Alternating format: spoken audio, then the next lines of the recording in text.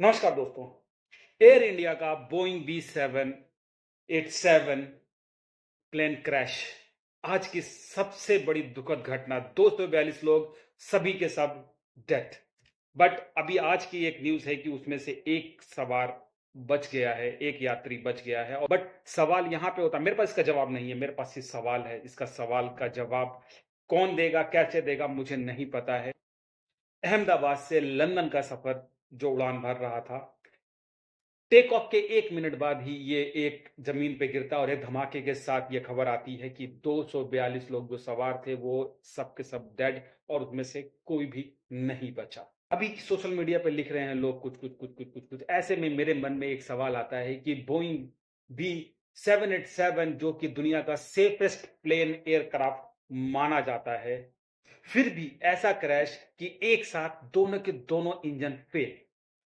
बताने वाले इसको बोलते हैं कि ये रेयर और रेयर केस है, यानी कि जो बिलियनर टाइम्स में एक बार होने वाला ये हादसा पॉसिबल है या ये या कुछ और है, ये सवाल है जो कि इसका जवाब मुझे भी नहीं पता। और वो भी तब जब प्लेन के अंदर 1,26,000 लीटर फ्यूल है उसके अंदर, जो कि एक बड़ी वजह रही इसमें इतनी बड़ी दुर्घटना। अब बात आती है इस प्लेन को उड़ा कौन रहा था। कैप्टन सुमित सब्रवाल, जो कि हाईली स्किल्ड पायलट्स में से एक, जो अपने ही पायलट्स को ट्रेनिंग दिया करते थे। ज्यादातर ऐसे लोग ट्रेनिंग देते हैं जो खुद बहुत हाईली क्वालिफाइड हो और हाईली ट्रेंड हो। कहा जा रहा है सूत्रों के हिसाब से कि 9,000 आवर्स का उनका कुल टाइमिंग, उनका फ्लाइंग टाइमिंग रहा है और उनके को पायलट का 1100 घंटे का टाइमिंग रहा है। फिर भी इतना बड़ा हादसा। आपको बताऊं कि 11 साल पुराना तो ये एयरक्राफ्ट था। 11 साल पुराना मतलब कि इस एयर की इस प्लेन्स की लाइन में न्यू माना जाता है, जो कि ऑलमोस्ट न्यू था। 11 साल मीन्स मतलब ये कुछ भी नहीं। ये सब होने के बावजूद भी दोनों इंजन एक साथ क्रैश। सवाल तो खड़ा होता है। ये सब अगर देखा जाए तो हो सकता है ये एक इत्तेफाक हो, लेकिन मुझे ऐसा लगता है कि कहानी में कुछ तो है।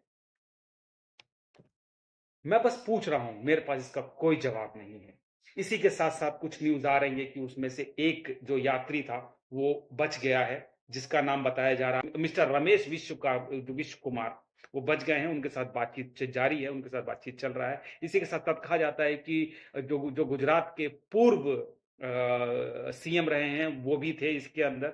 उनकी तो फोटो भी जाहिर हो गई है, पहले शक था लेकिन वो भी आ गया है। ये न्यूज में एक चीज और चल रही है कि कहा जा रहा है कि टाटा टाटा कंपनी ने जो कि इसके अंदर मारे गए हैं सबको 1-1 करोड़ देने का कुछ ऐलान किया गया है। कितना सत्य है ये मुझे नहीं पता, लेकिन सोशल मीडिया पे ये न्यूज़ ट्रेंड हो रही है।